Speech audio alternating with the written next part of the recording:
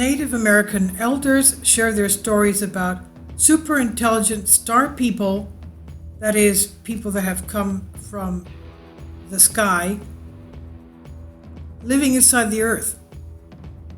Is there other super intelligent life living inside our earth?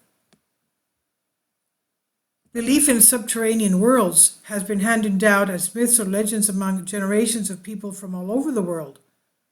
For example, the ancient Greek Socrates spoke of huge hollows within the earth that were inhabited and vast caverns where rivers flowed. We even had Plato talking about very luxurious cities underneath the Giza pyramids. Now, the Cherokee Indians tell that when they first came to the southeastern United States, they found many well-tended gardens, but not the people who cared for them. Eventually, they discovered a group of people who lived underground and came out only at night to tend their gardens. They harvested the food and took it underground to their cities. These people were small, had blue skin, and large black eyes. Blue skin. If you see a couple of videos back, there's a report concerning the blue-skinned Andromedans. So why did these people living underground have blue skin? They came out only at night, harvesting their food. They were small, had blue skin, large black eyes. The sun rays were too harsh for them, so they built their cities underneath and only came out at night using the light of the moon. The Cherokee called them the Moon People. And the above quote comes from Dr. R.D. Six-Killer Clark, a professor emeritus at Montana State University, who is Cherokee Choctaw. The professor has been researching the star people for many years, also collecting encounters between them and the native indigenous people of North America, and saying, I recently published 2 articles detailing indigenous stories of encounters with the star people. They used to call them Anu, by the way, Anunnaki, just like the Sumerians did. One was regarding an indigenous elder who shared a story about the star people that crashed on his reservation. The second article, published a few days ago, was about an elder who showed Dr. Clark a petrified alien heart, which he claimed belonged to the star people. These people were also mentioned in a 1797 book by Benjamin Smith Barton, who explains that they are called moon-eyed because they saw poorly during the day. Later variants add additional details claiming the people had white skin instead of blue, and that they created the area's pre-Columbian ruins. Barton cited his source as a conversation with Colonel Leonard Marbury. In her book, Clark encounters a story told to her by an 84-year-old elder who she called Uncle Bo, and according to the elder, the old ones tell stories about people from the stars who live underground near Tanana. There are many stories the old ones told about the star people who lived among them and went underground near Tanana. The Inupiat believed they came to Earth on a spaceship. So there we go again. Now Clark then asked him if he'd ever seen a spaceship, to which he replied, "Plenty of times. I was born here in Athabascan territory. I was here before Alaska became a state, and my people lived here for thousands of years before any white men ever came here," he said. He said there were spacecrafts visiting Alaska when I was called Alaksaksak, and they will be visiting long after there is no more Alaska. I think they have always been here, just as the old ones said. The government knows about it, but there is little they can do. They were here long before there was a government. I think at this point the military just tries to contain them and keep it quiet. They don't want us to know about it, the elder said. There's also a military base near where Bo lives, and when Clark asked if he had ever talked with anyone at the base about UFOs, he responded, "One of my niece's boys used to work at the base about 10 years ago. They employed about 100 civilians at the base. He said that one morning he went to work and the base was closed. They told the workers to go home. When he reported for work the following day, one of his friends who was stationed there told him that a UFO had landed the previous night. He said there was a place up there where the UFOs go underground. He said his nephew, it was guarded night and day, no one was allowed near the site, but he said his friend, who has a high security clearance, told him about it. He went on to explain how he thinks it's a place where, quote, the aliens and the military collaborate and where the aliens can go underground freely without us regular people seeing them. I don't know what they're doing together, but I think that is how they use the place. My nephew's friend said the aliens look like us, so maybe they are ancestors. Okay, so the elder said that the aliens look like us, that is, human beings. That's very interesting. Now, having been working in this field for a long time, I've come across some very interesting connections. Tanana, Alaska is right next to Mount Hayes, Alaska. For those of you who don't know, the U.S. government, in conjunction with CIA and Stanford Research Institute, initiated a program called Stargate, and one of its functions was to study remote viewing, which is the ability to perceive and describe a distant location regardless of distance.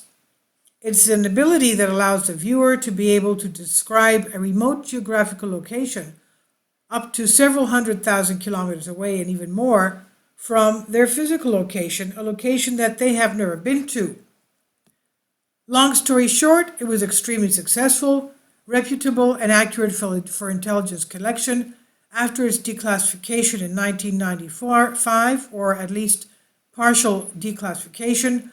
The Department of Defense and those involved revealed an exceptionally high success rate. To summarize over years, the back and forth criticism of protocols, refinement of methods, and successful replication of this type of remote viewing in independent laboratories yielded considerable scientific evidence for the reality of the remote viewing phenomenon. Adding to the strength of these results was the discovery that a growing number of individuals could be found to demonstrate high-quality remote viewing, often to their own surprise. The development of this capability at SRI has evolved to the point where visiting CIA personnel with no previous exposure to such concepts have performed well under controlled laboratory conditions.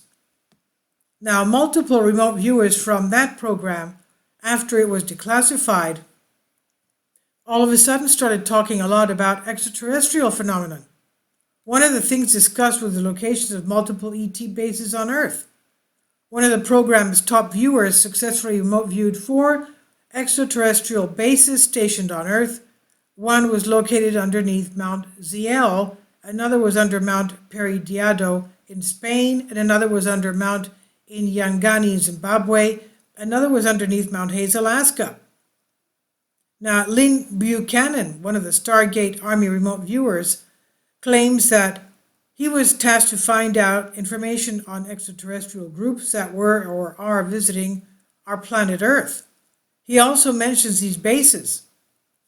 Now, these names are ever present within the CIA's electronic reading room, and you can look them up and verify their credibility. After the declassification of the program, most people involved with the program also became publicly known. So, what's the point here? Mount Hayes is right next to Tanana, Alaska, where the elder speaks of, as mentioned earlier in the article, and with regards to his nephew, there are multiple military bases within the vicinity, such as Eielson Air Force Base. And the elder, as we remember, said that the extraterrestrials look human. He says maybe they're our ancestors. So it's interesting to read the story shared by Dr. Clark and then come across the connection with the remote viewing program. Another interesting story, as told by Dr. Clark, comes from Mary Winston, age 87. She was regarded as one of the only traditional artists still living. There are so many stories from Indigenous elders about star people. It's truly amazing and overwhelming. According to Winston, we have a story that our ancestors were brought to this land in a great metal flying machine by the star people. The ancestors lived on a cold planet, much like the Arctic region. So they brought us here to colonize the planet. Could Winston be talking about Hyperborea and the Atlanteans and the people from the skies? That's another similarity, okay? Much like the Arctic region, Hyperborea, the far north. So it was not like the Earth of today. We know of star people from our grandparents. The stories were passed down for thousands of years. We were brought here by the star people who live at the top of our world. They live under the North Pole. That is the top of the world. Okay, now I did post a few videos back something concerning Hyperborea. The Hyperborea ETs of the far north, Tibet texts reveal. Okay, and there's a map in there showing that Eden Meri means in Greek the area of Eden, was exactly over the North Pole, Hyperborea. So this is what this elder is saying again here, that they were brought by these people living in Hyperborea. This is exactly what the Tibetan, if you go back about 10 videos, you'll see that. Hyperborea, ETs of far north, Tibetan texts reveal. So what's going on here? Everything seems to be tying together like pieces of a puzzle that are quickly filling in place. The stories passed down thousands of years. We were brought here by star people who live at the top of the world. They live under the North Pole. That is the top of the world. My grandfather talked with them when he was alive. He said they looked like us, but they had bigger eyes because on the home planet, everyone lived underground. He said when we were first brought here, we had big eyes too, but the sun and snow made our eyes small slits. Clark goes on to cite several other very interesting interviews with Indigenous elders about living underground on our planet. He said, my people tell of star people who came to us many generations ago. The star people brought spiritual teachings and stories and maps of the cosmos, and they offered these freely. They were kind, loving, and set a great example. When they left us, my people say there was a loneliness like no other. This is what Richard Wagamasi, one of Canada's foremost authors and storytellers from Wagasimun First Nation in northwestern Ontario, says. So what's the conclusion? Several ancient texts from various cultures mention beings from another world, especially even Hyperborea, the North Pole, that exist within our own.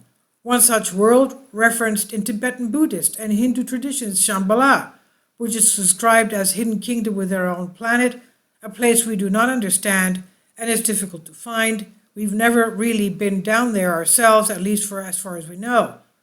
It's interesting to imagine that the Earth looks like at its core, even though instruments can be used to determine the makeup of it. To see it in its entirety would be fascinating. Perhaps we should not be so quick to dismiss these stories.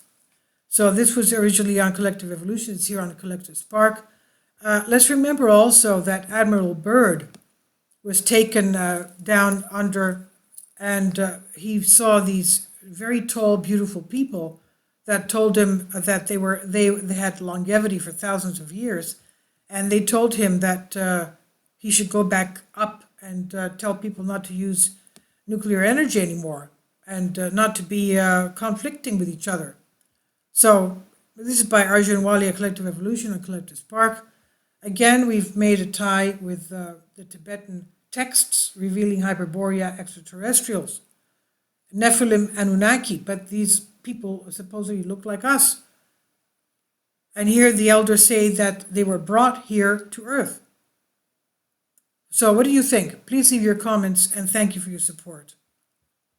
Kindly support my Patreon account. The daily posts are 5 videos daily, and they are totally different from what I have on my YouTube channel.